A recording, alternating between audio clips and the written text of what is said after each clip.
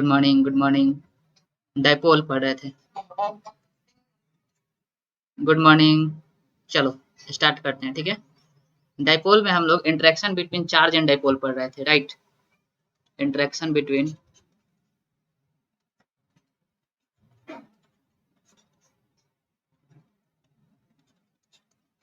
Charge and dipole.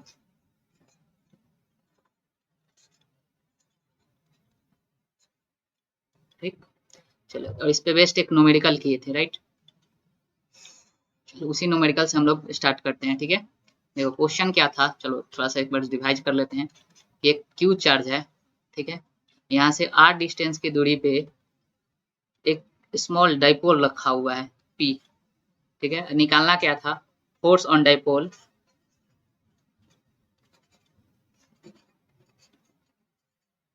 Due to charge.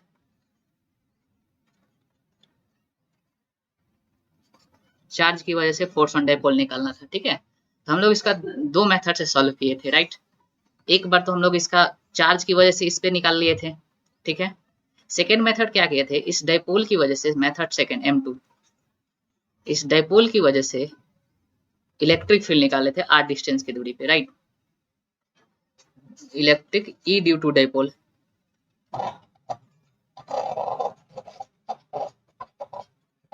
Electric field due to dipole. अब बताओ यह point charge कौन सा पोजीशन है, एक्सियल पोजीशन है या इक्वेटोरियल पोजीशन? Axial position. हाँ, माइक को ऑफ कर दो थोड़ी देर के लिए। ये तुम्हारा हो गया axial position, axial position, right. तो एक्सियल पोजीशन पे इलेक्ट्रिक फील्ड कितना होता है, 2kp/r3, राइट।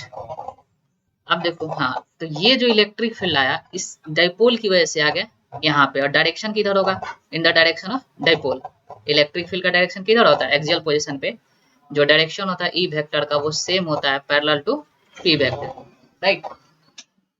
अब देखो, अब फोर्स बराबर क्या होता है, हम लोग फोर्स बराबर पढ़ते हैं चार्ज इनटू इलेक्ट्रिक फील्ड, ठीक। और ये जो इलेक्ट्रिक फील्ड होता है उस पॉइंट पर का होता है, ठीक है, एट पॉइंट। ओके, थोड़ी देर के लिए माइक ऑफ कर दो, ध्यान से सुनो, ठीक है। हम जब बोलेंगे पूछेंगे देन तुम लोग रिप्लाई करना, राइट। चलो देखो, इस Q इंटू ई में यह जो इलेक्ट्रिक फील्ड होता है उस पॉइंट का इलेक्ट्रिक फील्ड होता है, मतलब उस पॉइंट पर का इलेक्ट्रिक फील्ड होता है जिस किसी अदर चार्ज की वजह से, ठीक है। मतलब कि यहाँ पे ये जो चार्ज है इसको छोड़ के अदर चार्ज की वजह से इस पॉइंट का इलेक्ट्रिक फील्ड होता है, ठीक। तो इस चार्ज को छोड़ के यहाँ पर किसके वजह से इलेक्ट्रिक फील्ड है, ड्यू टू डायपोल। तो फोर्स निकलेगा, यह जो फोर्स आएगा यह आएगा force on charge, force on Q, ठीक है। इस चार्ज पर फोर्स आ जाएगा, ठीक। तो F बराबर फोर्स कितना हो जाएगा, क्यू, ई कितना हो जाएगा 2kp/r3, राइट। तो ये फोर्स वेक्टर हो गया, ठीक है। ठीक है, ये हम लोग पढ़ लिए थे, ठीक है। यानी कि देखो, अगर डायपोल और चार्ज की बात आए तो सिंपली क्या करना है, चार्ज की वजह, डायपोल की वजह से इलेक्ट्रिक फील्ड निकाल देना है और उस पे Q से मल्टीप्लाई कर देना है। तो यह जो फोर्स आया फोर्स ऑन चार्ज आया, ठीक है। बट क्वेश्चन में क्या पूछा है, फोर्स ऑन डायपोल। हमको इस पे फोर्स निकालना है, राइट। देखो इस डायपोल पर कितना फोर्स लगा है, तो हम लोग जानते हैं कि जो इलेक्ट्रोस्टैटिक फोर्स होता है किस तरह का, कूलम्ब फोर्स होता है, इक्वल एंड अपोजिट लगता है, राइट। इक्वल एंड अपोजिट, ठीक है, इक्वल एंड अपोजिट लगता है, ठीक है। इसका मतलब जो फोर्स ऑन डायपोल होगा इसका मैग्नीट्यूड सेम होगा force on Q. But direction की बात की जाए, यानी वेक्टर फॉर्म में बात की जाए फोर्स ऑन डायपोल, तो ये हो जाएगा negative of force on Q, right. समझ में आया, इसका मतलब इस डायपोल पे इस डायरेक्शन में फोर्स लगने लगेगा, ठीक है। हाँ, ये चीज हम लोग कूलम्ब्स लॉ में पढ़े थे ना, कि जो फोर्स होता है इलेक्ट्रोस्टैटिक फोर्स जो होता है इक्वल एंड अपोजिट डायरेक्शन में लगता है। मैग्नीट्यूड इक्वल होता है बट डायरेक्शन अपोजिट होता है, यानी इस पे अगर इस चार्ज पे इस डायरेक्शन में फोर्स लग रहा है तो इस डायपोल पे किधर लगना चाहिए, इस तरफ होना चाहिए, अट्रैक्टिव नेचर का होना चाहिए, राइट। तो इसलिए हम लोग का जो रिजल्ट आया था -2kpq/r3 आया था, राइट। चलो इतना चीज हम बता चुके थे, है ना। ये चीज समझ में आ गया। चलो आगे चले। एक सेकंड रुक जाओ, कोई, हाँ ठीक, चलो नेक्स्ट एक और क्वेश्चन करते हैं, ठीक है, इसी पे बेस्ट क्वेश्चन।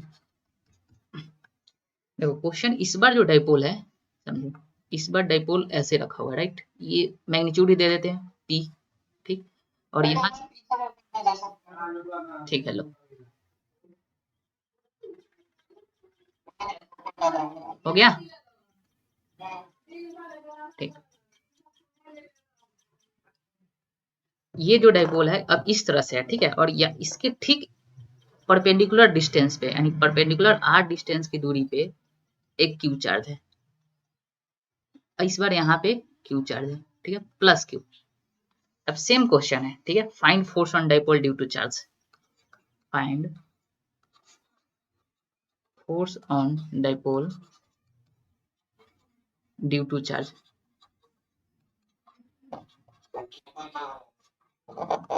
राइट। देखो डाइपोल पे निकालना है, ध्यान से देखो, हम डाइपोल का डायरेक्शन वेक्टर ऑफ, इस अगर हम पी वेक्टर की बात करें तो दिस इज आई कैप, ठीक है, सपोज करो direction of dipole in, sorry J cap, I cap नहीं जे कैप, तो वेक्टर फॉर्म में बताओ सब, जे कैप मतलब इस वाले डायरेक्शन को एज्यूम कर लो, ये डायरेक्शन आई कैप है और ये डायरेक्शन जे कैप है, राइट, इस वाले एक्स हम लोग एक्सिस के अनुसार चलेंगे, ठीक है, एज्यूम कर लो K P by R Q minus J cap, right, सबका हो गया, ट्राई करो फटाफट।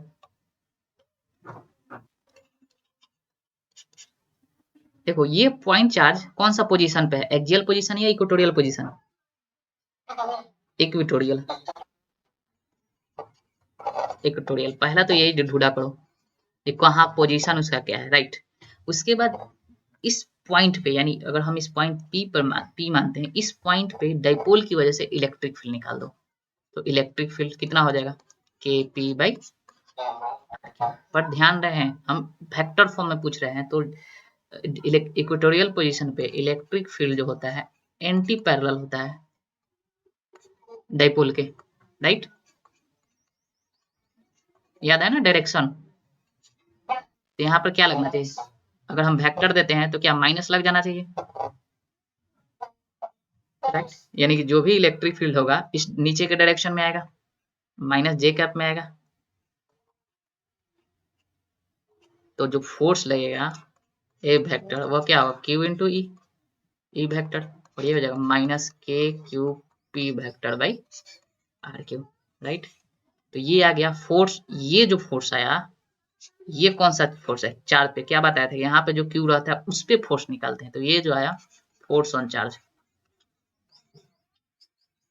ड्यू टू डाइपोल,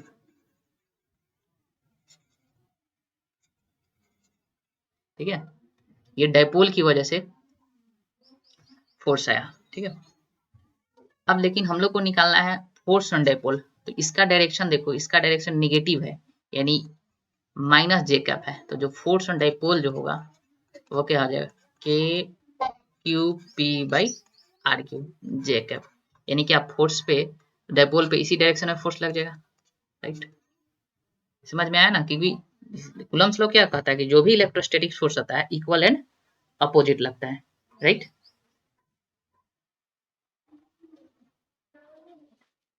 समझ में आ गया, ठीक, अब चलो इसको जनरलाइज करते हैं, ठीक है, चलो देखो जनरलाइज करते हैं कि मान लो यहाँ पे इलेक्ट्रिक फील्ड वेरिएबल हो जाए या किसी और नेचर का हो जाए, तो उस कंडीशन में कैसे हम लोग निकालेंगे, ठीक है, जनरलाइज करते हैं, ठीक,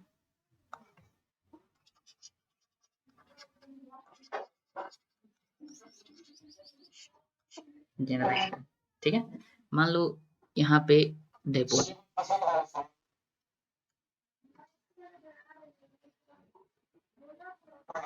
ठीक है, देखो ये छोटा सा डाइपोल ले लो, ठीक है, माइनस क्यू और प्लस क्यू, ठीक है, लेट से इसके बीच का डिस्टेंस स्मॉल डिस्टेंस ले लेते हैं डी आर, छोटा सा डी आर डिस्टेंस, ठीक है, मान लो बहुत छोटा, अगर पी लिखना चाहे डाइपोल मोमेंट तो क्या होगा, क्यू इंटू डी आर, ये लिखेंगे ना डाइपोल मोमेंट, ठीक, अब राइट, अब सपोज कर लो कि हम लोग को यहाँ पे कोई इसके आर डिस्टेंस की दूरी पे या फिर जो इलेक्ट्रिक फील्ड है, ठीक है, लेट्स से कोई एक पॉइंट ले लो, ठीक, मान लो हमको इस पॉइंट पे या इस लाइन पे कोई चार्ज है, ठीक है, मान लो इस पे कोई पॉइंट है, ठीक है, इस पॉइंट पे मान लो क्यू चार्ज है, ठीक, राइट। या ऐसे समझते हैं कि यह जो डाइपोल है, ऐसे समझो, यह जो डाइपोल है इसको किसी वेरिएबल इलेक्ट्रिक फील्ड में रखा गया, ठीक है, या वेरिएबल इलेक्ट्रिक फील्ड में रखा गया।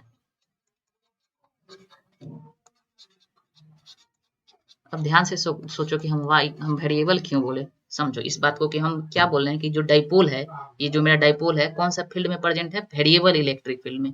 अब सोचो, एक एग्जांपल समझो, अगर क्यू चार्ज है तो इसकी वजह से फील्ड यूनिफॉर्म होता है या वेरिएबल होता है, बताओ। हम यहाँ लिखे आर का फंक्शन, क्या जैसे जैसे डिस्टेंस पोजीशन बढ़ेगा घटेगा तो क्या इलेक्ट्रिक फील्ड वेरी करेगा, करेगा कि नहीं, ठीक। और मान लो इस पॉइंट पे डाइपोल रखा हुआ है क्यू इंटू क्यू, इसका मतलब बोल सकते हैं ना कि ये डाइपोल जो है ऑलरेडी वेरिएबल इलेक्ट्रिक फील्ड में, जो कि पोजीशन के साथ वेरी कर रहा है, बोल सकते हैं ना, राइट। इसलिए हम इसको ऐसे लिख दें कि जो डाइपोल है वो कैसा है, वेरिएबल इलेक्ट्रिक फील्ड में रखा हुआ है, ठीक है। अब देखो हमको यहाँ से आर डिस्टेंस की दूरी पे, ठीक, यानी डाइपोल से आर डिस्टेंस की दूरी पे हम लोग को फोर्स निकालना है, ठीक है, इस पॉइंट पे फोर्स निकालना है, राइट, वेरिएबल इलेक्ट्रिक फील्ड में, यानी यहाँ पे जो इलेक्ट्रिक फील्ड होगा लेट से ई आर हो जाएगा, ठीक है। अब देखो, तो एफ नेट सपोज कर लो कि अब इलेक्ट्रिक फील्ड का डायरेक्शन मान लो यहाँ पे पॉजिटिव चार्ज है, लेट से थोड़ी देर के लिए मान लो कि इलेक्ट्रिक फील्ड इसी डायरेक्शन में है, ठीक है, वेरिएबल जो भी इलेक्ट्रिक फील्ड उसका डायरेक्शन इधर ही है, तो इस वाले पे इस डायरेक्शन में फोर्स लगेगा, क्या होगा, Q इंटू ई, लेट से E1, और इस वाले पे इस डायरेक्शन में ही फोर्स लगेगा, Q इंटू E2, लगेगा कि नहीं, इस electric field variable electric field की वजह से इस पॉइंट पे मान लो E1 ले लेते हैं, इलेक्ट्रिक फील्ड कुछ होगा यहाँ पे, राइट, तो क्या फोर्स लगेगा, Q इंटू E1, और इसकी वजह से क्या होगा, Q इंटू E2। तो अगर हम नेट फोर्स की बात की जाए एफ नेट, तो क्या लिख सकते हैं, Q E2 माइनस E1, ठीक। और देखो और क्या करेंगे इसको, अगर जो फील्ड मान लो कि डाइपोल बहुत छोटा हो जाए, बहुत, ऑलरेडी हम लिखे हैं डी आर, तो जो भी इलेक्ट्रिक फील्ड का चेंज हो जाएगा क्या होगा, डी चेंजेज होगा, डेल्टा ई का इलेक्ट्रिक फील्ड चेंज हो जाएगा, यानी इस E2 माइनस E1 को हम लोग क्या लिख सकते हैं, small change in electric field, D, right. अब देखो इसको Q इंटू डी आर से मल्टीप्लाई कर दो और डी आर से डिवाइड भी कर देते हैं, ठीक है। तो देखो ये क्या लिखा हुआ, Q इंटू डी आर, यह लिखा हुआ डाइपोल P, तो क्या होगा P D E by D R, ये तुम्हारा एफ नेट आ गया, ठीक है, ये क्या आ गया, एफ नेट, ठीक है। और जो डी बाई डी आर है, यह rate of change of electric field,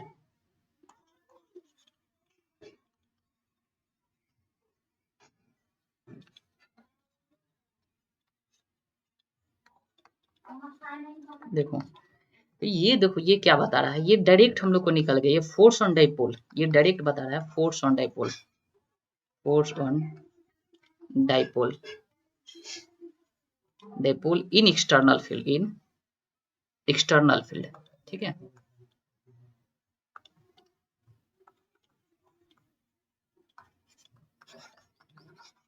अब चार्ज रहे या कैसा भी फील्ड प्रेजेंट रहे, हम लोग डायरेक्ट इस फार्मूला का यूज कर लेंगे, F net is equal to P D by D R, और जो चार्ज की वजह से भी फोर्स मेरा क्या होता था, वेरिएबल होता था, राइट। तो अगर हम इस पॉइंट पे क्यू चार्ज रखेंगे तो जो भी इसकी वजह से इलेक्ट्रिक फील्ड आर डिस्टेंस की दूरी पे आएगा उसको यहाँ पर डी बाई डी आर रख देंगे और डिफ्रेंशिएट कर देंगे, डायरेक्ट आ जाएगा, ठीक है। चलो अब फर्स्ट वाले क्वेश्चन को इस मेथड से ट्राई करते हैं, ठीक।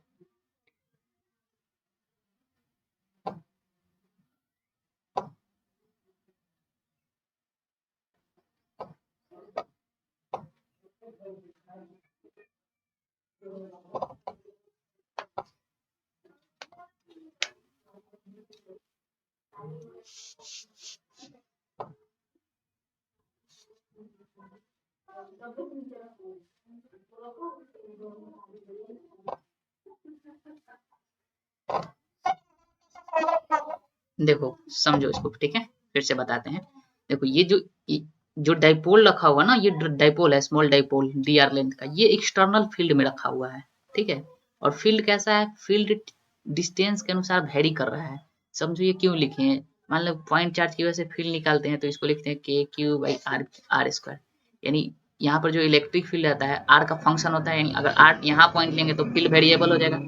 इसका मतलब ये जो फील्ड है किसी चार्ज की वजह से है, ठीक है। और उस फील्ड में ये डाइपोल रखा हो तो इस डाइपोल पे कितना फोर्स आएगा।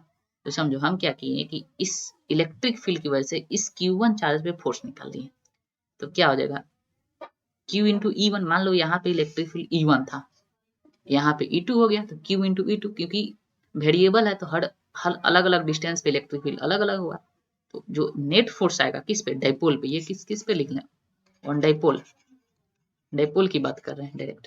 तो क्या लिखें, Q into E2 minus E1।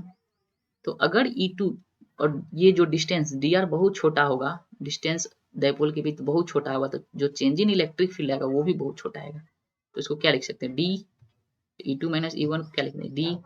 तो एफ नेट क्या हो जाएगा, Q इंटू डी। अब देखो हम क्या करते हैं, dr से मल्टीप्लाई भी कर देते हैं, dr से डिवाइड भी कर देते हैं, और Q इंटू dr यह होता है डाइपोल, ठीक। तो क्या हो जाएगा, एफ नेट बराबर पी डी अपन डी आर। तो नेट फोर्स हो गया। अगर डी अपन डी आर क्या है, rate of change of electric field. इस कंसेप्ट से क्वेश्चन को, फर्स्ट वाले क्वेश्चन को बनाते हैं, ठीक है, हो गया।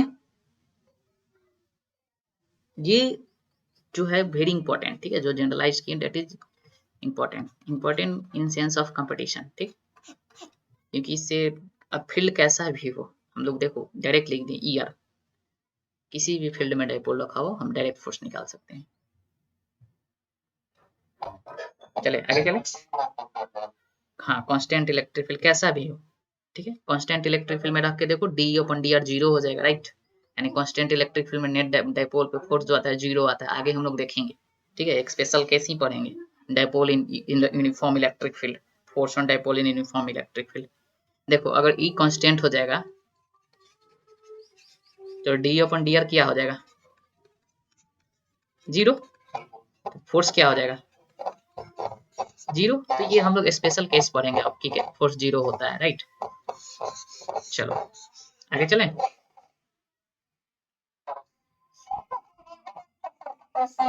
हाँ ये वेरिएबल, देखो ये जरूरी नहीं वेरिएबल, किसी भी केस में ये जनरलाइज का मतलब क्या, वेरिएबल भी हो सकता है कांस्टेंट भी होगा। अगर इलेक्ट्रिक फील्ड कांस्टेंट हो गया तो फोर्स क्या आ जाएगा, जीरो आ जाएगा। हाँ ये किसी भी जनरलाइज कर दिया, चाहे वेरिएबल हो या किसी भी हो, राइट।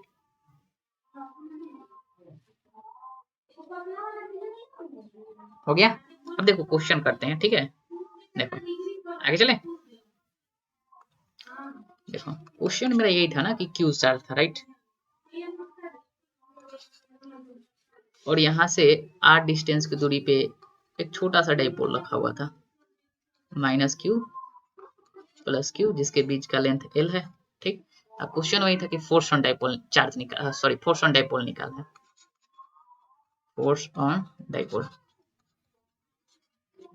देखो डायरेक्ट हम क्या करते थे, देखो यहाँ पे हम लोग जो एफ नेट लिखे थे, ठीक है, चलो मैग्नीट्यूड की बात करो, पी डी अपन डी आर, राइट। और यह जो इलेक्ट्रिक फील्ड डी जो होता था ड्यू टू चार्ज, और यह जो फोर्स आता था ऑन डाइपोल, डाइपोल। तो देखो पहले इस पॉइंट की वजह से, यहाँ पर चार्ज क्या है, पॉइंट चार्ज है, तो इस पॉइंट चार्ज की वजह से आर डिस्टेंस की दूरी पे इलेक्ट्रिक फील्ड कितना हो जाएगा, क्या हो जाएगा, यही होगा ना, आवाज आ रही है, इलेक्ट्रिक फील्ड यही हो जाएगा। तो फोर्स क्या आ जाएगा, एफ नेट, किस पे, डाइपोल पे, पी, पी, इस पी को हम लोग क्या लिख सकते हैं, क्यू इंटू एल। तो P D E by D R direct लगा दो, P D by D R K Q by R square, क्या देखो तो आ गया, -2 K P Q by R Q आया। क्योंकि के क्यू कांस्टेंट हो गया, 1/r² का डिफरेंशिएशन क्या हो जाएगा, -2/r³।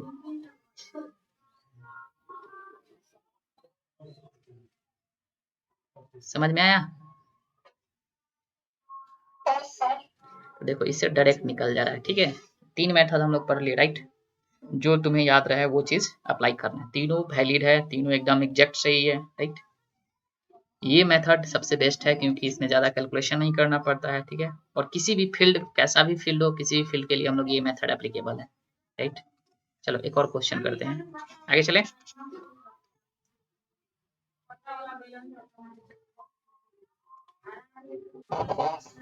चलो एक देखो, अब थोड़ा सा इसको क्वेश्चन को स्टैंडर्ड करते हैं। एक इनफाइनाइट रॉड है, इनफाइनाइट,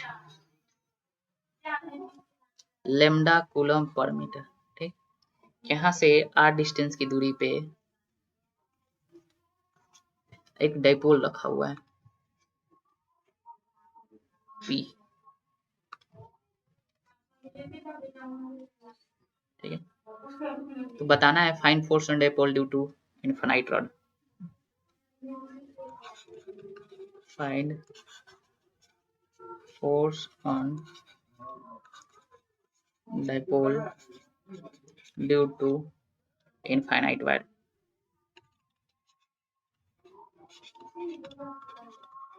इस वायर की वजह से इस डाइपोल पे कितना फोर्स लगेगा, देखो ये अच्छा क्वेश्चन है, ठीक है।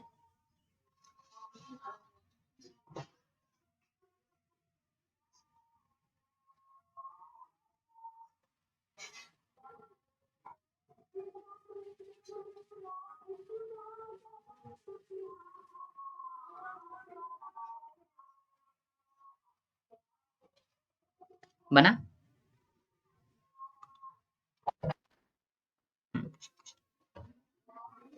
क्या कंसेप्ट जो बताया उस चीज को पकड़ो, सिंपल है। जो इलेक्ट्रिक फील्ड निकालना है किसकी वजह से होना चाहिए, चार्ज या जिस जहां रखा हुआ है डाइपोल, डाइपोल को छोड़ के अदर थिंग्स के वजह से इलेक्ट्रिक फील्ड। तो यहाँ पर क्या है, अदर क्या है, रॉड है, इनफाइनाइट वायर है।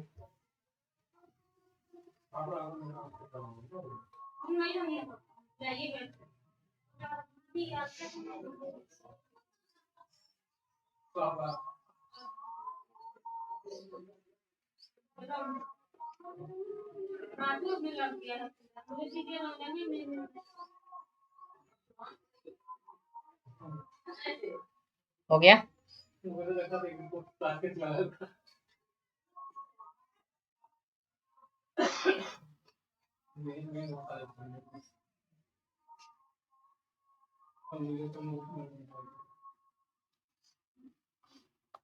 बना?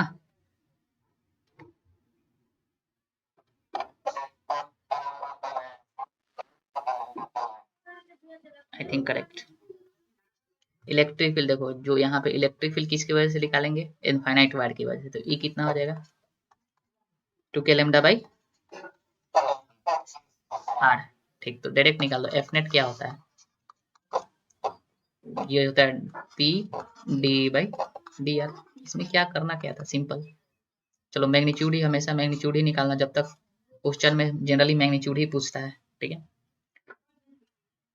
P D by 2k lambda by R, तो क्या हो जाएगा यहाँ पे, -2k p lambda by R square, ठीक। एनी डाउट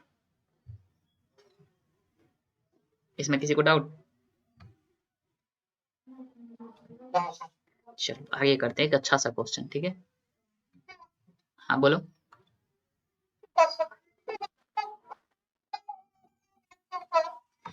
ये हम बता चुके हैं, इनिशियल स्टेज में ही बताए होंगे क्लास में, electric field due to infinite wire.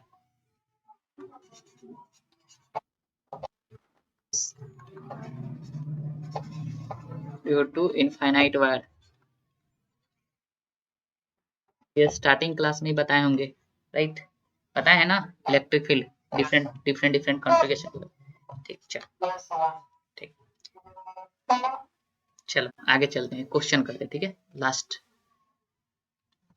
देखो, एक रिंग है, ठीक है, और इस रिंग पे क्यू चार्ज है, आर रेडियस है, ठीक। क्या इसके सेंटर से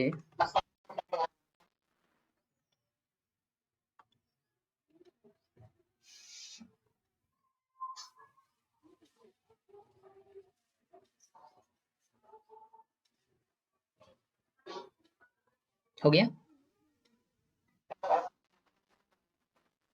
चलो क्वेश्चन क्या था, एक रिंग है, इस पे चार्ज Q और रेडियस R, ठीक है। इसके सेंटर से, ठीक, R/√2 डिस्टेंस पे, ठीक है, एक डाइपोल रखा हुआ है, ठीक है, P, ठीक। Find force on dipole due to ring.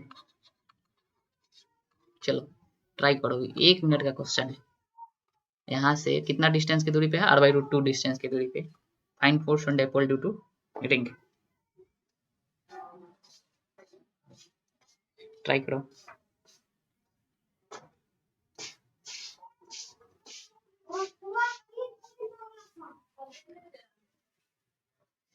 Question समझ में आया? एक रिंग है, उस रिंग की वजह से डाइपोल पे कितना फोर्स लगेगा।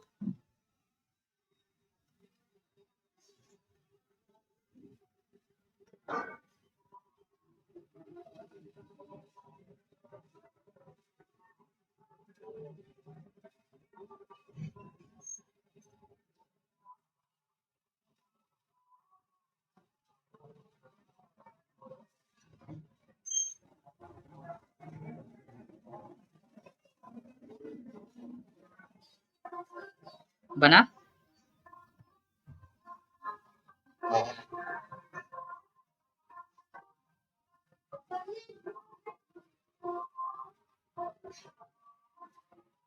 इतना लेट क्यों?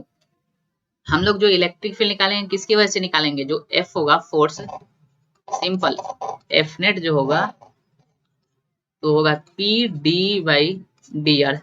यहाँ पर E किसकी वजह से होगा, ड्यू टू रिंग, रिंग। अब रिंग की वजह से इलेक्ट्रिक फील्ड कितना होता है, हाँ चलो KQ(x/, ठीक राइट, KQ(x/x² + R² के पावर 3/2। ध्यान से देखो यहाँ पर x कितना है, x है, यहाँ पर जो x है R/√2। और किसी को ग्राफ याद है इसका कि R/√2 पे है, हाँ ये या तो मैक्सिमा होता है और ये या तो मिनिमा होता है। यानी मैक्सिमा मिनिमा होने का क्या मतलब होगा कि d/dx या dr जो होगा क्या होना चाहिए, 0। याद है किसी को बताए थे कि यहाँ पर जो स्लोप ग्राफ अगर हम ड्रॉ करें, इसका ग्राफ डिस्टेंस के अनुसार ड्रॉ करें तो कुछ ऐसा आना चाहिए, राइट। ठीक, यानी अगर इस पॉइंट पे हम देखें तो स्लोप जो होगा वो क्या होगा, 0, d/dr 0। जब d/dr ही 0 हो गया, इसका मतलब फोर्स F नेट कितना हो गया, 0 हो गया, 0 हो गया। तो सिर्फ ये ऐसे ही क्वेश्चन था, ठीक है, लॉजिक समझना कि डिस्टेंस क्या था, ठीक है, राइट। अब देखो, अब कोई भी कॉन्फ़िगरेशन की वजह से क्या डाइपोल पे फोर्स निकल जाएगा, सिंपल हो जाएगा। हाँ, जनरलाइज मेथड यूज करना है, ठीक। और यह ध्यान रखना है, जनरलाइज में जो यहाँ पर इलेक्ट्रिक फील्ड लेते हैं डाइपोल के छोड़ के बाकी के अलावा वाला की वजह से लेते हैं, ठीक है। अब चलो, अब हम लोग पढ़ते हैं। अब मान लो अगर दो डाइपोल आ जाए तो उसको बोलेंगे डाइपोल डाइपोल इंटरेक्शन, ठीक है। चलो उसको भी थोड़ा देख लेते हैं, डाइपोल डाइपोल इंटरेक्शन, ठीक है। दो डाइपोल की वजह से फोर्स, डाइपोल डाइपोल इंटरेक्शन। अब दो डाइपोल की वजह से फोर्स हम लोग देखेंगे क्या होगा, राइट। देखो इसमें भी, चलो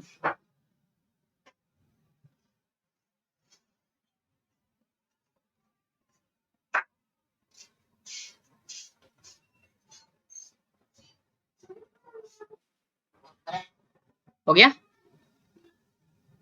चलो चलो, डाइपोल डाइपोल इंटरेक्शन कहने का मतलब इस बार दो डाइपोल है, राइट। एक डायपोल ये हुआ, एक डायपोल ये हुआ, ठीक है। देखो लेट से इस डायपोल को P1 ले लो और इस डायपोल को P2 ले लेते हैं, और दोनों डायपोल के बीच का डिस्टेंस कितना है, मान लो R है, ठीक है, R। अब पूछ देगा फाइंड, क्वेश्चन डायरेक्ट क्वेश्चन करते हैं, फोर्स ऑन डायपोल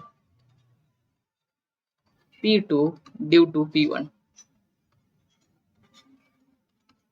देखो P2 पे फोर्स निकालना है किसकी वजह से, P1 की वजह से। यानी क्या बात कर रहे हैं हम लोग, इंटरेक्शन फोर्स का क्या मतलब, what is the meaning of force, interaction. Interaction होगा ना, फोर्स का क्या मतलब होगा कि इन दोनों के बीच क्या है रिलेशन, इंटरेक्शन, अट्रैक्शन है या रिपल्सन है, that is called interaction, right. समझ में आ रहा है ना। हाँ तो यहाँ पर देखो इंटरेक्शन का क्या मतलब हुआ कि आइदर इन दोनों के बीच क्या रिलेशन है, किस तरह का है, अट्रैक्टिव है या रिपल्सिव है, यानी क्या इसके बीच इंटरेक्शन क्या है, ठीक है, उसी को इंटरेक्शन बोलते हैं। इंटरेक्शन के मतलब ये होगा कि उन दोनों के बीच किस तरह का लगाव है, ठीक है। हाँ अब देखो यहाँ पे हम लोग यूज करेंगे यूज जनरलाइज्ड कंसेप्ट। देखो थोड़ा सा दिमाग लगा लेंगे, कंसेप्ट। और जनरलाइज में हम लोग चार्ज की वजह से पढ़े थे, जो एफ नेट पढ़े थे, चलो एफ नेट जो पढ़े थे वह क्या पढ़े थे, P D by D R, ठीक। और यह जो इलेक्ट्रिक फील्ड होता था ड्यू टू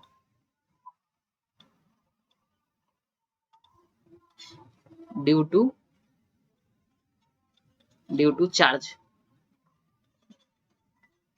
और ये डायपोल है जिस पे हम लोग फोर्स कैलकुलेट करते थे, राइट, इसी पे करते थे ना, जिस पर फोर्स कैलकुलेट करते थे।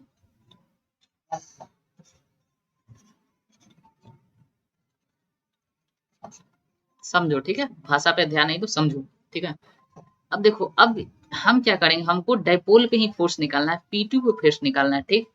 तो ये तो ड्यू टू चार्ज, हम क्या कहीं जनरल ऐसा लिखवाए थे क्या कि ये चार्ज की वजह से होगा, हम क्या बोले थे कि ये जनरल इलेक्ट्रिक फील्ड है ड्यू टू एनी कॉन्फ़िगरेशन, बोले थे, राइट, बोले थे कि नहीं, कि जो इलेक्ट्रिक फील्ड होगा ड्यू टू एनी कॉन्फ़िगरेशन, बोले थे ना। तो ध्यान से देखो हम क्या करेंगे, हम इस पे फोर्स निकालना है, तो इसको छोड़ के बाकी कॉन्फ़िगरेशन की वजह से इलेक्ट्रिक फील्ड निकालो, तो एक यही बचा बेचारा, इसकी वजह से यहाँ पे इलेक्ट्रिक फील्ड निकालो, ठीक। तो जो अब लिखेंगे एफ नेट जो लिखेंगे, राइट, तो यहाँ पे क्या लिख देंगे P2 और D by D R electric field due to P1। समझ में आ गया, सेम कंसेप्ट। और देखो P1 की वजह से इस पॉइंट पे इलेक्ट्रिक फील्ड निकाला था, ये P1 के लिए यह पॉइंट, लेट से यह पॉइंट ए ले लो, ए पॉइंट कौन सा पॉइंट है, एक्सियल इक्वेटोरियल, एक्सियल पॉइंट। तो अगर हम लोग इलेक्ट्रिक फील्ड लिखेंगे तो क्या लिखेंगे, 2k P1/r3, तो ये हो गया ड्यू टू P1, ठीक। अब तो फोर्स कितना हो जाएगा, फोर्स एफ नेट किस पे, P2 पे, ये हो जाएगा P2 times D by D r, e लिख दो, के 2k P1/r।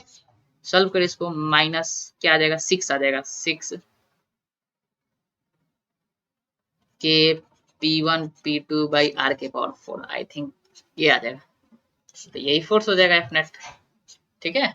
तो देखो एक कंसेप्ट जनरलाइज को हम लोग कहीं भी यूज कर लेंगे, ठीक है, ध्यान रहे ये मेथड हम लोग बहुत यूज करेंगे, ठीक। आगे और भी इसका हम लोग यूज करेंगे, ठीक, न्यूमेरिकल में। ये समझ में आ रहा है ना कि इलेक्ट्रोडायनेमिक्स में हो क्या रहा है। देखो अभी हम लोग पार्ट 1 को स्टडी कर रहे हैं, थोड़ा देर में पार्ट 1 कंप्लीट हो जाएगा, तो प्योर कंडक्टर में चलेंगे, ठीक है। मतलब पार्ट 1 में हर एक चीज हम लोग देख लेंगे, जितना भी होता है, field, potential, energy, dipole, dipole की वजह से सारा चीज, अभी कुछ बाकी है तो सारा चीज बताएंगे, ठीक।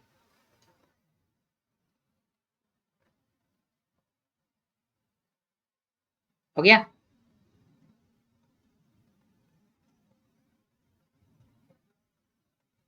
डायपोल डायपोल इंटरेक्शन में याद रहेगा ना कि हम लोग क्या यूज करेंगे, यूज जनरलाइज कंसेप्ट, ठीक। क्या करना है, जनरलाइज कंसेप्ट यूज करना है, राइट। यहाँ तक किसी को डाउट, चलो अब चलो अब पढ़ते हैं हम लोग डाइपोल एकदम स्पेशल केस पढ़ते हैं कि अब डाइपोल को हम लोग यूनिफॉर्म इलेक्ट्रिक फील्ड में रख के देख लेते हैं तो क्या होगा, क्योंकि हम लोग को ज्यादातर क्वेश्चन कहाँ से आएगा, यूनिफॉर्म। नॉन यूनिफॉर्म है तो उसके नेचर के बारे में नहीं पता रहता है कि कैसा है क्या नहीं है, बट यूनिफॉर्म है तो हम लोग हर एक चीज जान जाते हैं, ठीक है। चलो अब तो हम लोग पढ़ते हैं dipole in uniform electric field.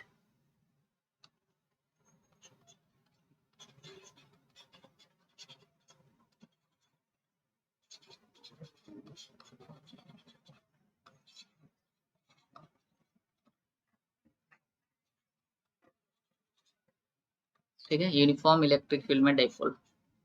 ठीक है, यूनिफॉर्म कहने का क्या मतलब, what is the meaning of uniform, की ई जो होगा कैसा होगा, कांस्टेंट।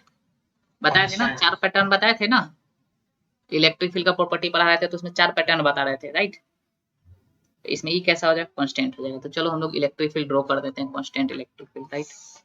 कांस्टेंट करने का क्या मतलब कि हर जगह इलेक्ट्रिक फील्ड का वैल्यू क्या है, सेम है।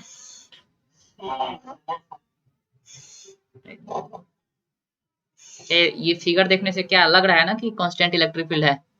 कांस्टेंट कहने का मतलब value of E is same everywhere.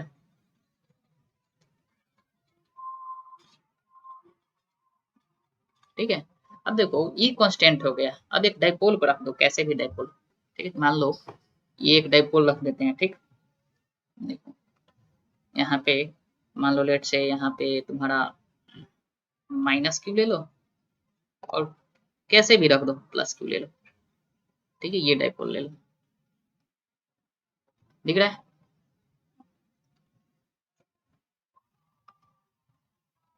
Plus Q. अब इस डाइपोल में अगर हम इस डाइपोल की बात करेंगे तो this is the direction of dipole, this is the direction of dipole, right. ठीक, और इसके बीच का लेंथ तुम कुछ भी ले सकते हो, एल ले लो, 2 एल ले लो, इट डजेंट मैटर। ठीक है, मान लो थोड़ी देर के लिए अभी हम एल ले लें, ठीक है। तो अगर हम लोग पी लिखेंगे तो क्या लिखेंगे, Q into two L, this is dipole moment.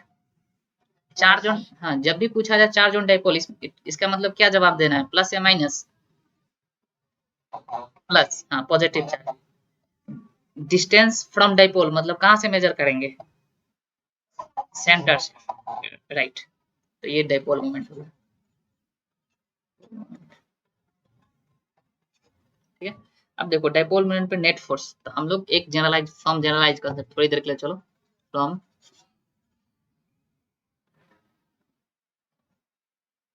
Generalised concept.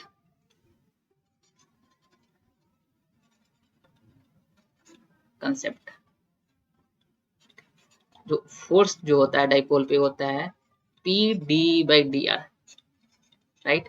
Hair e is constant, e क्या है, कांस्टेंट है।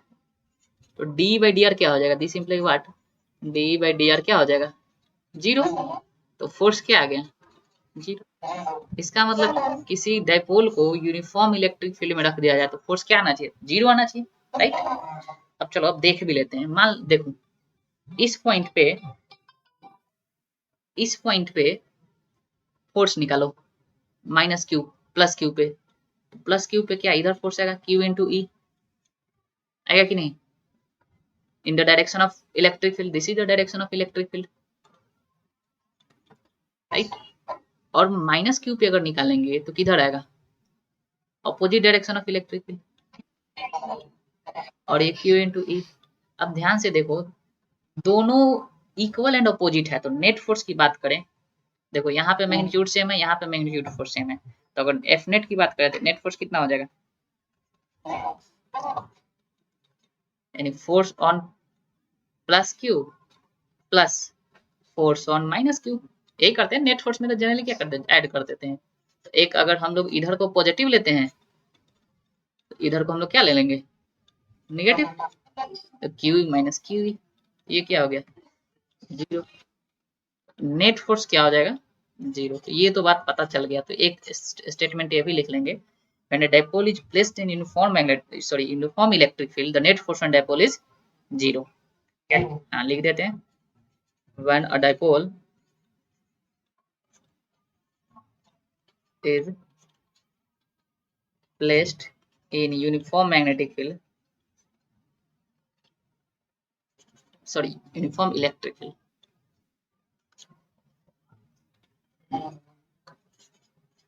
Electric field net force on dipole,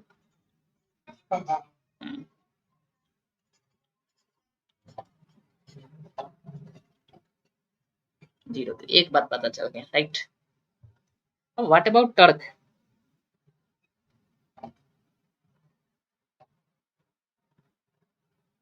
what about Turk?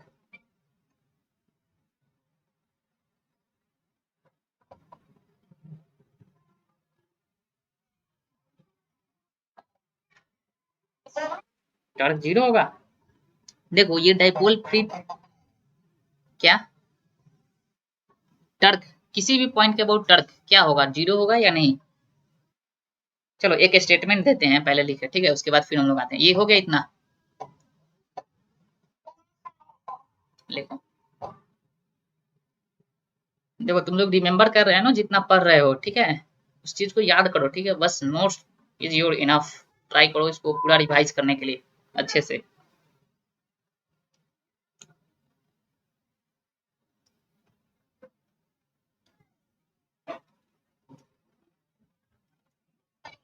हो गया।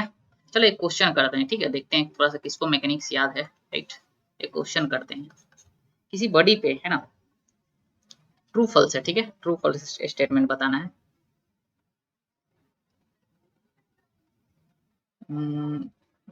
चलो पहला, F net equal to zero, इसका मतलब होता है torque net zero. Second, torque net equal to zero, इसका मतलब होता है एफ नेट जीरो। ये किसी बॉडी पे ले लिए, ठीक है। Which one is correct? Which one is correct? True false है। First true, option A true, true, F F right, true. क्या दोनों क्या है? फॉल्स। एकदम स्टेटमेंट लिखवाए होंगे, क्लियर लिखवाए होंगे तुम लोग कि यह जरूरी नहीं है, हो भी सकता और नहीं भी हो सकता है। जैसे कि एग्जांपल, जैसे कि एग्जांपल देख लो, मान लो एक रॉड पे बताए थे, एकदम देखो जो चीज बताए थे वही चीज बता रहे हैं कि अगर मान लो यहाँ पर एक इस डायरेक्शन में फोर्स लग रहा है और एक इस डायरेक्शन में फोर्स लग रहा है, राइट, एफ, ठीक है। तो अगर नेट फोर्स की बात की जाए, एफ नेट, तो ये क्या हो गया, जीरो। लेकिन देखो ये टर्क लगेगा, इसकी वजह से इधर घूम जाएगा, इसकी वजह से इधर घूम जाएगा, तो क्या टर्क नेट जीरो होगा? हाँ, लेकिन एक चीज ये है कि अगर एफ नेट जीरो है, इसका ये मतलब होता है टर्क अबाउट, हाँ, torque about each and every point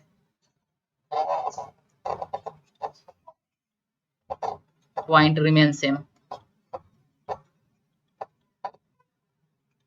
right. और ये कब बताए थे, ऐसा कब होता है, when body is free to rotate, जब बॉडी क्या हो, फ्री थ्रू,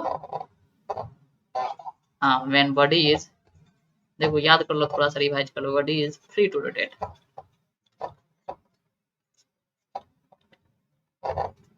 रोटेट। जब बॉडी फ्री टू रोटेट हो तो उस समय अगर नेट फोर्स जीरो होगा तो torque about each and every point remain क्या होगा, सेम।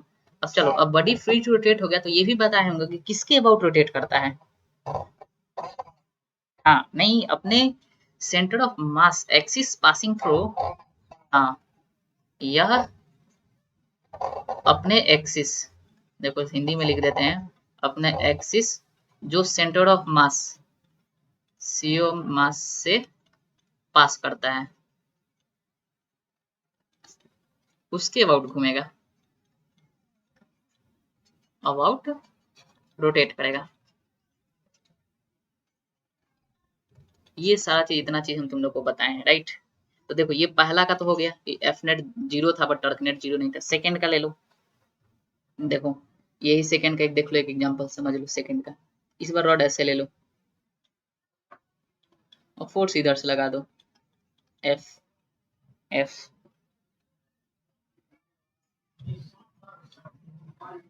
यहाँ 2F लगा दो, चलो इधर 2F लगा दो। तो देखो दोनों, देखो नेट फोर्स यहाँ पर जीरो है, not equal to zero, but torque net zero होगा, क्योंकि देखो किसी भी पॉइंट लेंगे, किसी भी पॉइंट से, तो जो पास करेगा फोर्स इसी पॉइंट से ही पास करेगा, मतलब इसका मतलब क्या हो गया, टर्कनेट क्या है यहाँ पे, जीरो है। तो देखो ये कंडीशन आ गया कि यह दोनों ऐसा हो, यह जरूरी नहीं है, हो भी सकता है और नहीं भी हो सकता है, राइट। अब यहीं पे हम एक चीज, इतना सारा चीज बता दिया गया, टर्क डेफिनेट जीरो हो तो एक पॉइंट ये आता है कि torque about each and every point remain same, और ऐसा कब होगा, जब when body is free to rotate, rotate कर रहा है तो कहाँ से रोटेट करेगा, तो an axis which is passing through the centre of mass, उसके अबाउट क्या करेगा, रोटेट करेगा।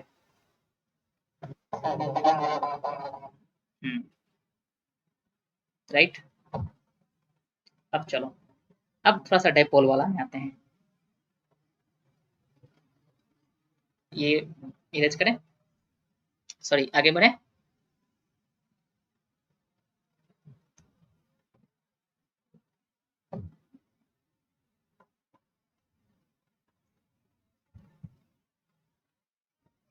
तो ऑप्शन बी इज करेक्ट, हाँ B, right.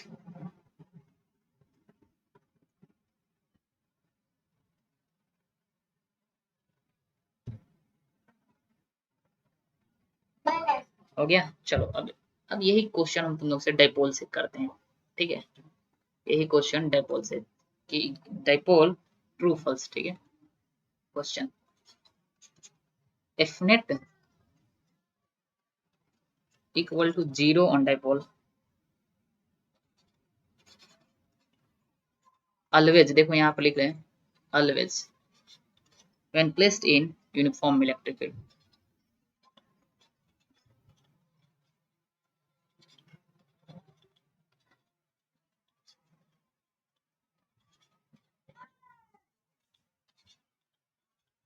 First statement. Second statement, torque net equal to zero, same चीज on dipole always when placed in uniform electric field, ठीक है। Option है A both true, B both false, C true false, D false true. चलो try करो तो, देखो F net equal to zero on dipole, कौन सा, डी, बी। चलो थोड़ा सा टाइम लो, 1 मिनट का टाइम लो, उसको सॉल्व करो। C I think correct. Try करो, सब कोई ट्राई करो।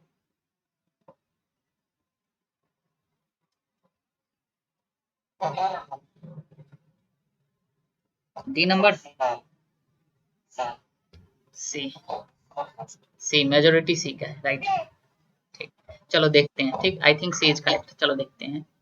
मान लो यूनिफॉर्म इलेक्ट्रिक फील्ड की बात कर रहा है, तो चलो यूनिफॉर्म इलेक्ट्रिक फील्ड पहले बना दो, ठीक है।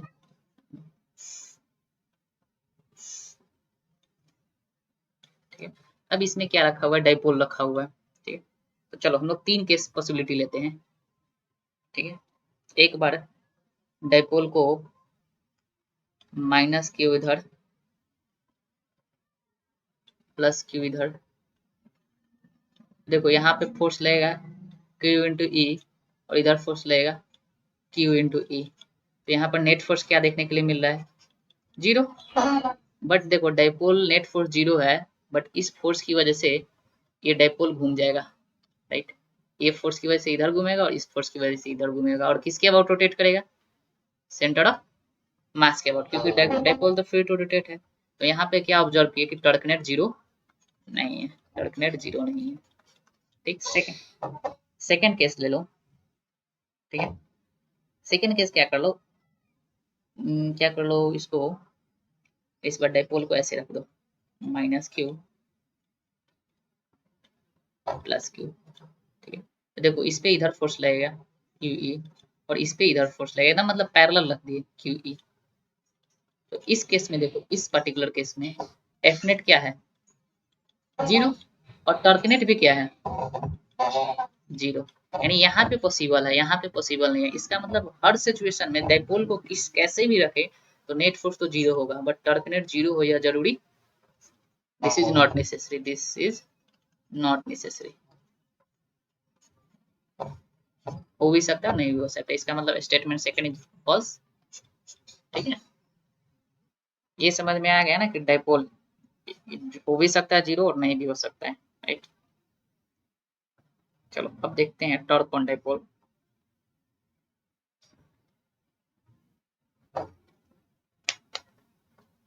तुम लोग को रोटेशनल याद है ना, रोटेशनल डिवाइड किए हो।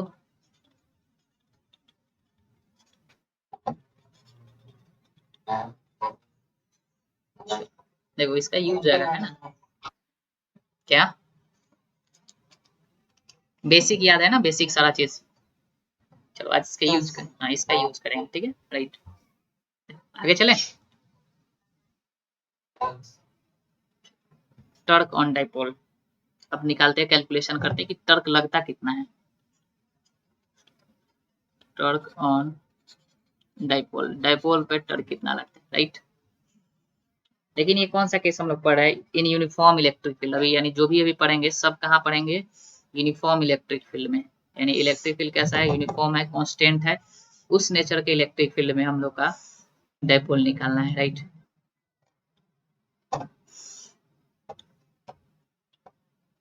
ई जो है कांस्टेंट है, ठीक। अब एक डाइपोल रखा हुआ है मान लो, ठीक। चलो एक डाइपोल है माइनस क्यू और प्लस क्यू, दोनों के बीच का डिस्टेंस लेट से 12 भी द डिस्टेंस बिटवीन डाइपोल, ठीक है। हम लोग को मोटो क्या है, टर्क कैलकुलेट करना, राइट। तो देखो पहला बात इसमें हम लोग क्या लिखेंगे, इस पे फोर्स कैलकुलेट करेंगे, फोर्स। तो इस पे फोर्स लगेगा क्यू इंटू इधर, और इस पे फोर्स लगेगा क्यू इंटू ई इधर। चलो हम लोग फोर्स क्यों कैलकुलेट किए, क्योंकि टर्क बराबर होता है फोर्स इंटू परपेंडिकुलर डिस्टेंस, ये होता है ना। और इन वेक्टर फॉर्म टर्क बराबर क्या होता है, टर्क वेक्टर बराबर आर क्रॉस, इंटू नहीं बोलेंगे क्रॉस बोलेंगे, ठीक है। इसलिए हम लोग को फोर्स कैलकुलेट करना जरूरी है, ठीक। तो देखो यहाँ पे हम लोग क्या देख रहे हैं कि फोर्स तो क्यू हो गया, अब नेट फोर्स देखो एफ नेट इक्वल टू 0, इसका मतलब हो गया, लिखेंगे हर एक चीज जब भी पूछेगा torque, calculation of torque exam में, तो हर एक बात लिखेंगे नेट फोर्स क्या होगा 0, इसका ये मतलब होगा क्या कि torque about about each and हाँ एवरी पॉइंट रिमेन सेम।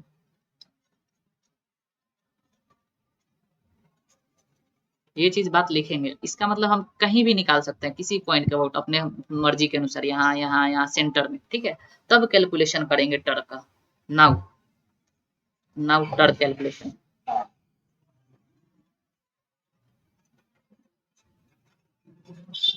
अब टर्क का कैलकुलेशन करेंगे, ठीक है। देखो टर्क, चलो हम अब पॉइंट का नाम दे देते हैं अलग अलग, ठीक है। मान लो ये पॉइंट ए हो गया, ये पॉइंट बी हो गया, ठीक। तो हम पॉइंट विथ रिस्पेक्ट टू ए, ये हम क्या बोल रहे हैं, अबाउट ए, हम अबाउट ए के अबाउट कैलकुलेट करें, अबाउट ए, अबाउट ए, क्योंकि हमको पता है टर्क अबाउट ए कैलकुलेट करो या टर्क अबाउट बी कैलकुलेट करो या टर्क अबाउट सी कैलकुलेट करो, मान लो यहाँ सेंटर में पॉइंट पॉइंट होता, तो क्या हर जगह टर्क सेम हो जाता। तो चलो हम पॉइंट ए के अबाउट सेम कर लेते हैं, ठीक है। तो टर्क ए के अबाउट सेम करेंगे, ठीक है। तो मान लो जो पी वेक्टर है, ठीक है, यानी जो मेरा पी डाइपोल मूवमेंट का डायरेक्शन है, क्या है, माइनस से plus, this is the direction of dipole movement, right, this is the direction of dipole movement, है ना। यानी क्या ये इलेक्ट्रिक फील्ड के साथ कुछ एंगल बना रहा है, this is the direction of dipole movement, negative to positive, समझ में आ रहा है ना। क्या ये इलेक्ट्रिक फील्ड के साथ कुछ एंगल बना रहा है, थीटा। हाँ तो हम क्या करेंगे, लेट कर लेंगे, let let theta be angle between E vector and P vector, समझ में आ गया। अब देखो अब अबाउट ए, ठीक है, अबाउट ए, टर्क अबाउट ए, ठीक। अब कैलकुलेट करेंगे टर्क अबाउट ए, तो टर्क अबाउट ए लिखेंगे तो इसके वजह से, फोर्स की वजह से क्या हो जाएगा, इस फोर्स की वजह से टर्क क्या हो जाएगा, 0। इस फोर्स की वजह से क्या हो जाएगा, चलो इसको हम नाम दे दो F1 बताते हैं और इस फोर्स को नाम दे दो F2। देखो this is the direction of dipole moment, तो इसका मतलब यह इलेक्ट्रिक फील्ड वेक्टर के साथ कुछ एंगल बना रहा है। देखो इलेक्ट्रिक फील्ड वेक्टर इधर है और डाइपोल मोमेंट इधर है, तो कुछ एंगल बना, थीटा बना ना, तो लेट कर लेंगे, let theta with the angle between E vector and P vector.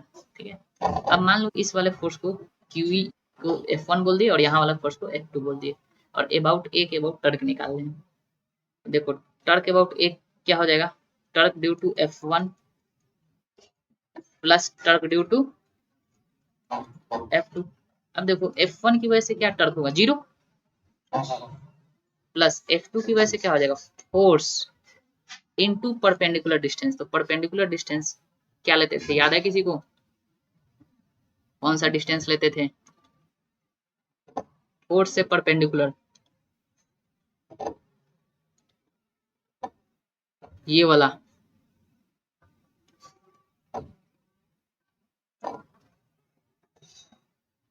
ये वाला डिस्टेंस, ये वाला डिस्टेंस हो जाएगा R। दिख रहा है ना सबको, R क्या यही परपेंडिकुलर डिस्टेंस हो जाएगा, समझ में आ रहा है, ठीक। चलो तो ये डिस्टेंस इस ट्रायंगल में देखो क्या होगा, ट्रायंगल तुम्हारा बना कुछ इस तरह का, सॉरी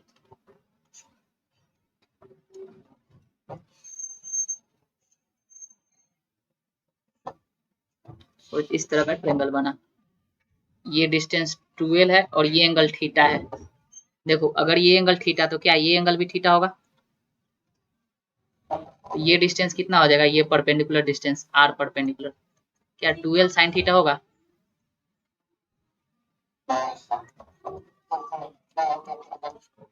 तो टर्क अबाउट ए क्या आ गया,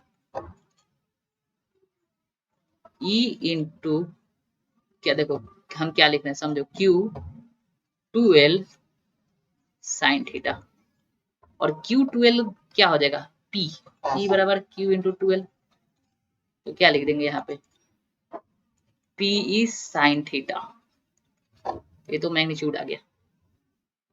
ठीक, टर्क यानी टर्क क्या हो गया, torque due to dipole P sine theta, ये हो गया torque due to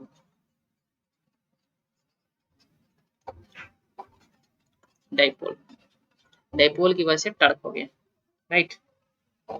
in vector form हो गया,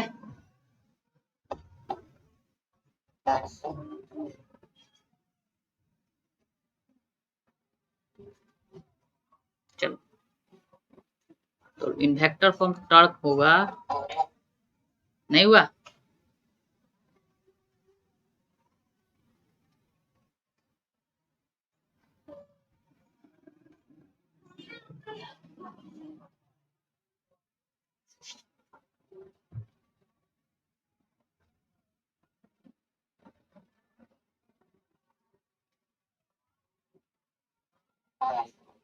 हो गया।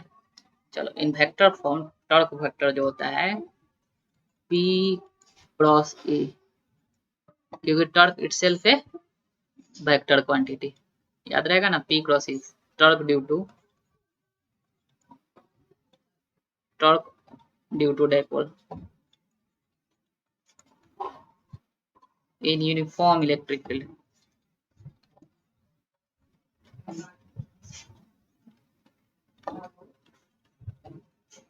ठीक है, अब देखो जहां जहां टर्क आता था, टर्क याद करो थोड़ा रोटेशनल, टर्क बराबर I इंटू अल्फा भी लिखते थे,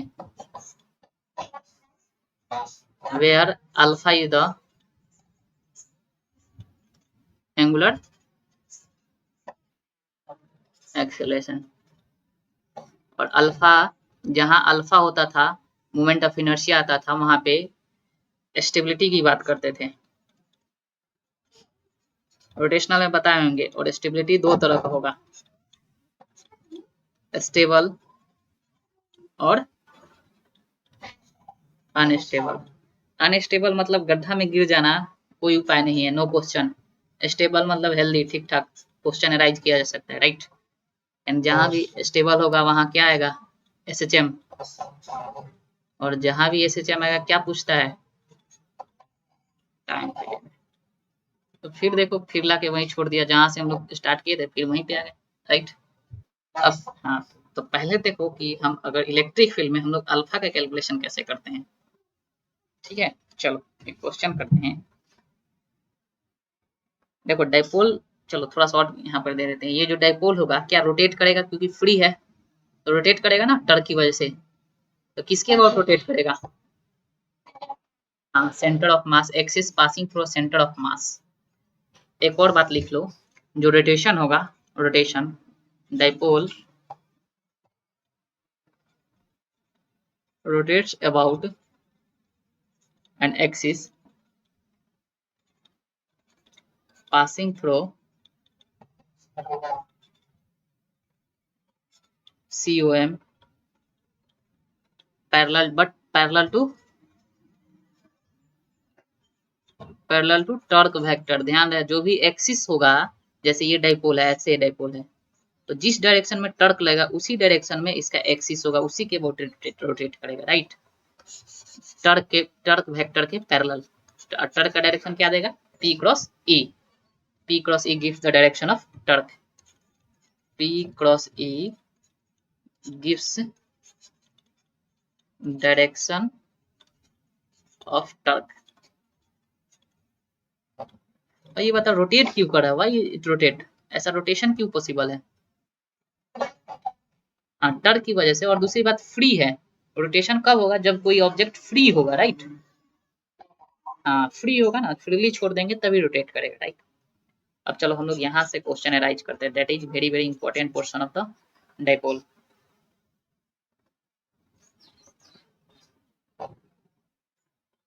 और यहीं से क्वेश्चन आएगा इक्विलिब्रियम अनइक्विलिब्रियम सारा चीज, ठीक है। चलो आगे चलें।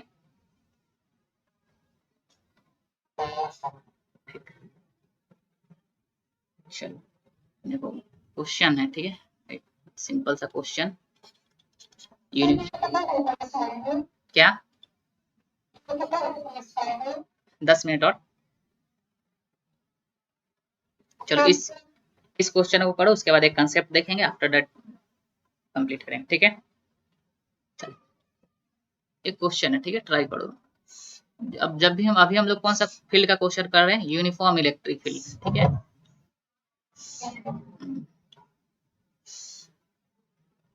इलेक्ट्रिक फील्ड कैसा है, ई जो है कांस्टेंट है, यूनिफॉर्म, ठीक। और इसमें एक डाइपोल रखा हुआ है, ठीक है, डाइपोल रखा हुआ 37 डिग्री पे, राइट। पी यहाँ पे माइनस क्यू है और इसका मास एम है, यहाँ पे प्लस क्यू है इस पॉइंट पे, इसका भी मास एम है। और ये जो एंगल बन रहा है ये 37 डिग्री बना रहा है, ठीक है। अब देखो थोड़ा सा समझो आगे पीछे वाला, ठीक। चलो यहाँ पे समझो, जैसे ही इसको अगर छोड़ेंगे तो इस फोर्स की वजह से ये क्या इस तरह रोटेट करना शुरू करेगा, और ये इस तरह रोटेट करना शुरू करेगा, राइट, रोटेट करेगा ना। इसका मतलब कि हम लोग को डाइपोल को क्या करके पकड़ के रखना पड़ेगा, यहाँ पे क्या करना पड़ेगा, इसको पकड़ के रखना पड़ेगा ताकि रोटेट ना करे, राइट। ये चीज समझ में आया, क्योंकि जैसे ही छोड़ेंगे, देखो जैसे ही छोड़ेंगे तो इसकी वजह से मान लो फ्रीली छोड़ दिए तो फिर इसकी वजह से इधर फोर्स लगेगा, इस पे इधर फोर्स लगेगा और ये रोटेशन डेवलप कर देगा। तो हम चाहते हैं कि अभी रोटेट ना हो, तो रोटेशन ना हो तो हम क्या करेंगे, उसको डाइपोल को क्या कर लेंगे, हाँ, कंट्रोल करके रखेंगे, पकड़ के रखेंगे। अब क्या करते हैं, इसको डाइपोल को 37 डिग्री पे पकड़ के रखेंगे। क्वेश्चन समझो, एक डाइपोल है, चार्ज दे रखा है, मास दे रखा है, ठीक। ये छोटा सा डाइपोल है, लेंथ भी ले लो एल, ठीक है, कोई डाउट नहीं, लेंथ भी ले लो, इस डाइपोल का लेंथ कितना है एल, ठीक है। इसको रिलीज करते हैं, जैसे ही रिलीज करेंगे तो क्या होगा, घूमना, रोटेट करना शुरू करेगा, राइट। यानी as released it start rotation, start rotate, ठीक, अब रोटेट कर रहा है मतलब रोटेशनल मोशन आ रहा है, इसका मतलब अल्फा भी आया होगा, राइट, आया होगा ना। रोटेशनल मोशन में क्या अल्फा जरूरी है ना, अल्फा भी आया होगा, राइट। तो फाइंड अल्फा,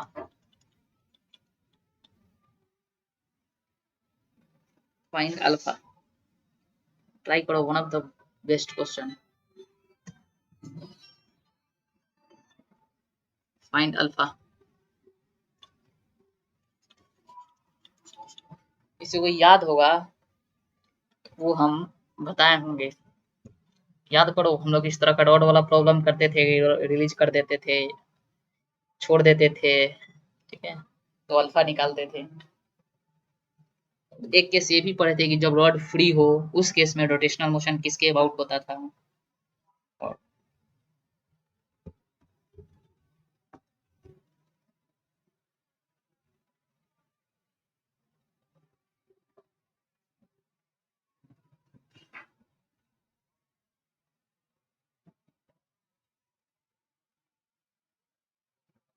हो गया, क्या करेंगे, चलो कोई कंसेप्ट बता दो क्या करेंगे इसमें। अल्फा निकालने के लिए हम लोग क्या लगाते थे कंसेप्ट, किसी को याद है। अरे थोड़ी देर पहले तो बताया है ना कि alpha torque equal to I alpha लिखते थे, हिंट भी दे दिए, टर्क बराबर आई इंटू अल्फा, और आई किसके अबाउट लेते थे, जिसके अबाउट रोटेट करता था, जिसके अबाउट रोटेट करता है। तो अगर इसको छोड़ेंगे डाइपोल को तो किसके अबाउट रोटेट करेगा, आई, सेंटर ऑफ मास, यानी यह जो आई किसके अबाउट निकालना है हेयर, आई किसके अबाउट, सी ओ एम के अबाउट, राइट। तो चलो पहले आई ही निकाल दो, देखो सेंटर ऑफ मास के अबाउट, ये चार्ज है, इसका मास एम है, ये डिस्टेंस कितना दूरी पे है, एल बाई टू, और ये डिस्टेंस कितना दूरी पे है, L by two, this is our centre of mass. तो moment of inertia I C M क्या हो जाएगा, पॉइंट चार्ज है, पॉइंट है, मास है, तो क्या लिखेंगे, एम डिस्टेंस का स्क्वायर एल बाई टू का whole square plus M L by two का होल स्क्वायर, यानी क्या लिखेंगे, M L square by two, क्या हो जाएगा, एम एल स्क्वायर बाई, ये आई सी एम आ गया, ठीक है। अब देखो टर्क, ये देखो टर्क का कैलकुलेशन ये किसकी वजह से हो जाएगा, ड्यू टू फील्ड, क्योंकि हम लोग को टर्क वहां पता होता था, तो यहाँ पे भी टर्क पता है, तो टर्क क्या हो जाएगा, पी साइन 37, और पी क्या है तुम्हारा, Q into L E sine 37, sine 37 मतलब 3/5, तो टर्क क्या आ गया, 3/5 Q L E, this is equation 1, this is equation 2, ठीक, फ्रॉम इक्वेशन 1 इक्वेशन 2 इसमें पुट कर देंगे, तो यहाँ से अल्फा बराबर क्या आ जाएगा, torque upon I C M, torque क्या हो जाएगा, 3/5 Q L E upon I C M, M L square by, ये कितना हो जाएगा, 6 Q E by 5 M L, unit क्या हो जाएगा, radian per second, this is our answer. Simple है, इसमें कहाँ देखो कहाँ कुछ की एक्स्ट्रा, जो चीज बताए थे हम, इसलिए हम रोटेशनल पढ़ाते हुए बताए थे कि सारा ये 11th जो है एक तरह से अप्लाइड फिजिक्स है, हम लोग सारा एप्लीकेशन यूज करेंगे। वैसे भी इलेक्ट्रो में हम क्या बोलेंगे, पूरा 11th रिवाइज करा देंगे, ऑलमोस्ट चैप्टर देखो कवर कर रहा है। तो ये हो गया alpha, angular acceleration Q, Q E by 6 Q E by 5 M L, ये समझ में आ गया। सिंपल, जब भी इस तरह का क्वेश्चन है अल्फा का बात पूछे तो हमेशा ऑलवेज हम लिखवाए थे कि अल्फा हमेशा यही कंसेप्ट यूज करते हैं, ऑलवेज लिखवाए भी होंगे कि अल्फा के लिए हमेशा यही कंसेप्ट ट्राई करेंगे रोटेशनल में, ठीक। चलो आगे चलें, ठीक, देखो कंसेप्ट,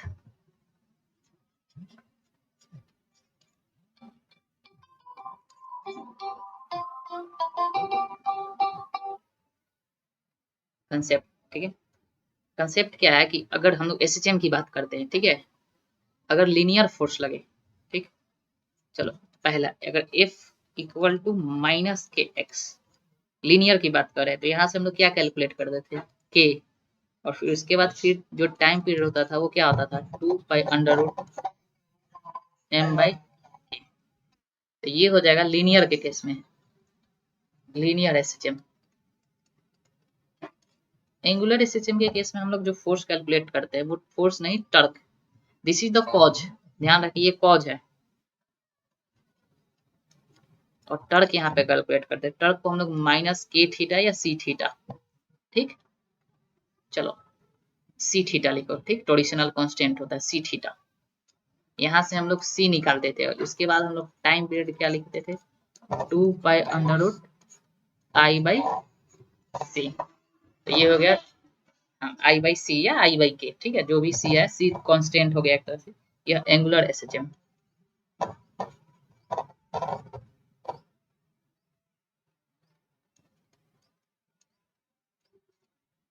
और देखो यहाँ पे I क्या है, moment of inertia,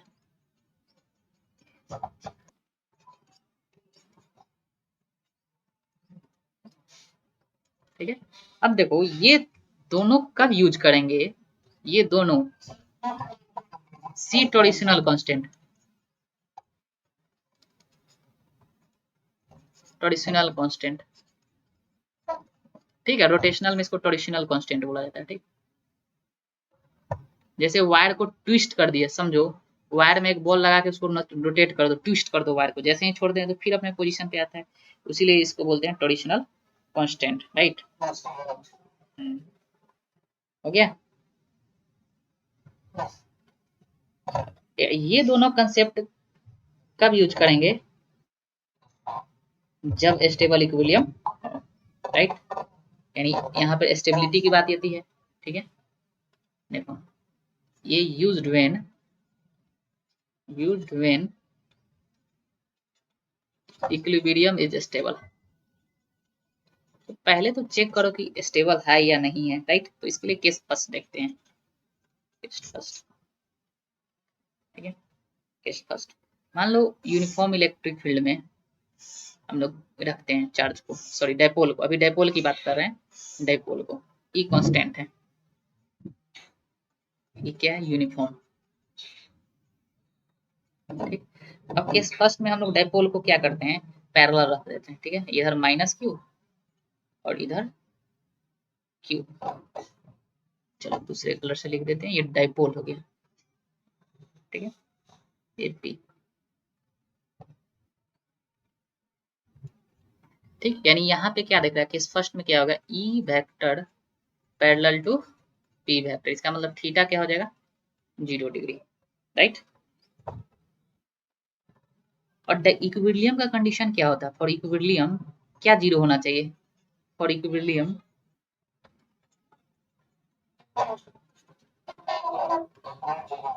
F net 0 होना चाहिए, ठीक, राइट, एफ नेट 0 होना चाहिए, ठीक है।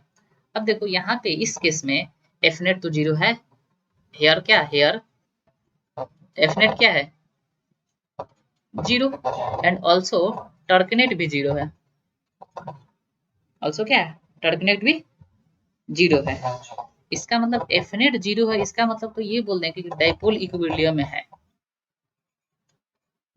डायपोल इज इन इक्विलिब्रियम,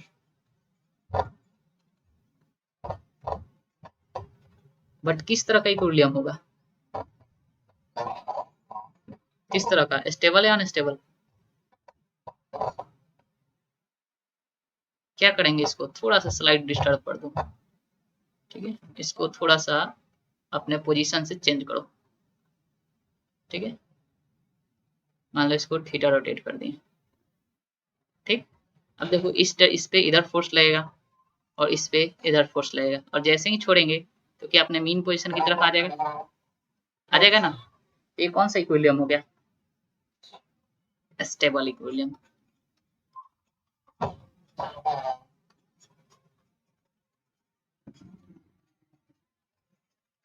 ठीक है, ये कौन सा इक्विलिब्रियम हो गया, स्टेबल इक्विलिब्रियम, इसका मतलब ये समझो कि अगर डाइपोल, देखो इस हम लोग इक्विलिब्रियम स्टेबिलिटी और अनस्टेबिलिटी लिए क्या करते थे, चीजों को थोड़ा सा डिस्टर्ब करते थे, यानी रोटेट करते थे। तो इसको थोड़ा सा थीटा इधर एक बार घुमा दिए, ठीक है, एकदम स्लाइड डी थीटा, बहुत छोटा डिग्री स्मॉल, और जैसे ही छोड़ते हैं तो इस पे फोर्स इधर लगता है और इस पे फोर्स इधर लगता है, और फिर ये टर्क की वजह से फिर ये रोटेट करके अपने मीन पोजीशन पे आ जाता है।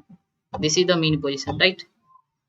इसका मतलब मीन पोजीशन पे रिटर्न हो रहा है, इसका मतलब कौन सा इक्विलिब्रियम हो गया, स्टेबल। किसी को डाउट होगा, बोलेगा कि नहीं सर ऐसा नहीं, हम लोग नीचे की तरफ रोटेट करते हैं। मान लो कोई ऐसे रोटेट किया, नीचे की तरफ थोड़ा सा स्लाइड रोटेट कर दिया, ठीक है, थोड़ा सा नीचे रोटेट कर दिया, फिर इस पे इधर फोर्स लगेगा और इस पे इधर फोर्स लगेगा, लगेगा कि नहीं, तो ये इधर आएगा और ये इधर आएगा, तो फिर अपने मीन पोजीशन पे आ गया, तो इक्विलिब्रियम कैसा हो गया, स्टेबल इक्विलिब्रियम। तो यहाँ से क्या कंक्लूजन है, देखो कंक्लूजन यह है कि at when when p vector यानी डायपोल का direction parallel to e, that is theta equal to 0 degree, then stable equilibrium,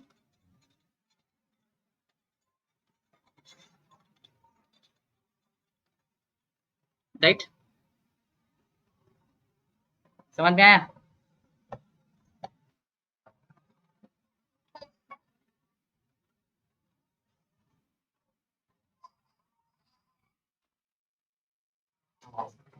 हो गया, चलो अब एक बार डायपोल को से केस 2 ले लो, केस 2 में डायपोल को अपोजिट रख दो, केस 2, ठीक। चलो ये यूनिफॉर्म इलेक्ट्रिक फील्ड है,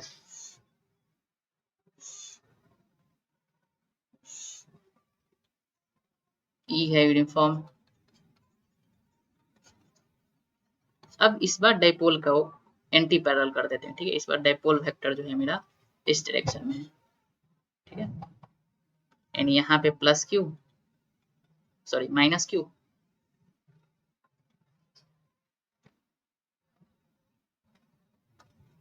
यहाँ पे माइनस क्यू और यहाँ पे प्लस क्यू, ठीक। अब एक बात बताओ, इस पे नेट फोर्स क्या लग रहा है, what about net force, F net 0, and also and torque net भी 0। ध्यान से देखो, हम रोटेशनल इक्विलिब्रियम की बात कर रहे हैं, और रोटेशनल इक्विलिब्रियम तभी पॉसिबल होगा जब नेट फोर्स भी 0 हो और टर्क नेट भी क्या हो, 0 होगा, तभी रोटेशनल इक्विलिब्रियम पॉसिबल है, देन रोटेशनल इक्विलिब्रियम। इसलिए हम दोनों में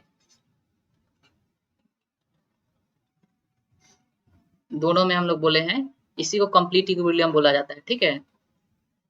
अब देखो, अब इक्विलिब्रियम तो है, लेकिन किस तरह का इक्विलिब्रियम है उसके लिए हम लोग क्या करेंगे, थोड़ा सा इसको डिस्टर्ब करेंगे, ठीक है, रोटेट करके देखेंगे। तो मान लो हम पहले इसको थोड़ा सा इस इधर शिफ्ट किए, थोड़ा सा थीटा एंगल ऐसे घुमा दिए, ठीक। नहीं, F net not equal to 0 होगा तो रोटेशनल होगा, बट इक्विलिब्रियम में नहीं होगा, ध्यान रहे। हम किसकी बात कर रहे हैं, रोटेशनल इक्विलिब्रियम। एफ नेट 0 नहीं रहे, टर्क नेट 0 रहे, रोटेशन तो पॉसिबल है, बट इक्विलिब्रियम में बड़ी नहीं रहेगा, ठीक। हाँ, दोनों होना चाहिए, हम लिखवाए भी होंगे रोटेशनल इक्विलिब्रियम के लिए, और इसी को बोला जाता है पूरा कंप्लीट इक्विलिब्रियम है, डायनामिक इक्विलिब्रियम लिखवाए थे, डायनामिक इक्विलिब्रियम, कंप्लीट इक्विलिब्रियम। हाँ, एफ नेट भी 0 हो, टर्क नेट भी 0 हो, नहीं तो फिर कोई एक 0, मान लो एफ नेट नहीं 0 हो तो भागने लगेगा ना, डायपोल इधर भागने लगेगा, लीनियर मोशन होने लगेगा।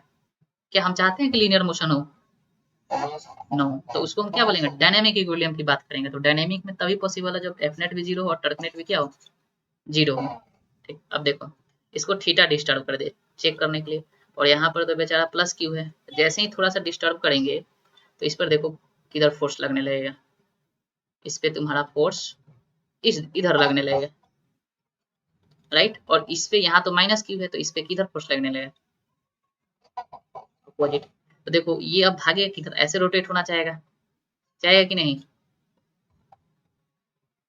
देखो इसके वजह से क्या है, अब इधर फोर्स लग रहा है तो रोटेट इधर ही होना चाहेगा, राइट, और इसके वजह से इधर रोटेट होना चाहिए।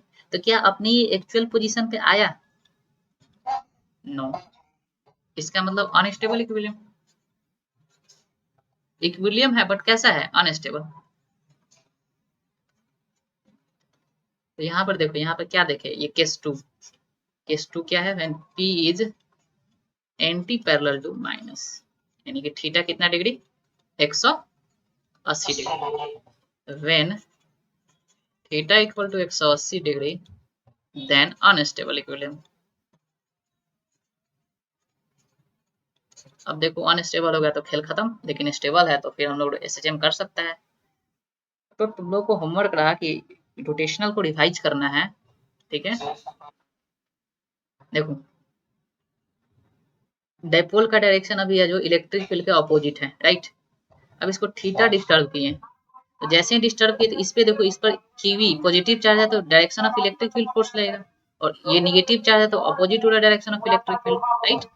तो इस फोर्स की वजह से ये इधर भागेगा, रोटेट करेगा, और इसकी वजह से ये ऐसे रोटेट करेगा। मतलब एक्चुअल में डाइपोल अब ऐसे रोटेट करना शुरू करेगा, राइट। जैसे ही थोड़ा सा डिस्टर्ब करेंगे इस तरह का रोटेशन होगा। तो देखो, लेकिन आना था उसको मीन पोजीशन पे, लेकिन आया नहीं, आना था यहाँ, लेकिन ये इधर भाग गया। इसका मतलब क्या हो गया, अनस्टेबल, अनस्टेबल हो गया, ठीक है। तो दो तरह का इक्विलिब्रियम इंपॉर्टेंट है, स्टेबल अनस्टेबल। उसमें भी स्टेबल ये वाला केस, क्योंकि इसमें देखो अब एसएचएम कर रहा है, ऐसे ऐसे ऐसे ऐसे ऐसे ऐसे घूमेगा, ऐसे ऐसे ऐसे ऐसे रोटेट करेगा। तो हम लोग कल रिवाइज करो रोटेशनल, देन हम लोग कल इसको कवर करेंगे कंप्लीट, ठीक है। उसके बाद इसका पोटेंशियल एनर्जी लास्ट टॉपिक पढ़ेंगे, और इलेक्ट्रो, हाँ लास्ट टॉपिक पढ़ेंगे पोटेंशियल एनर्जी, और इसका इलेक्ट्रो 2 में इंटर करेंगे, राइट। इतना तक किसी को डाउट? चलो हो गया, थैंक यू।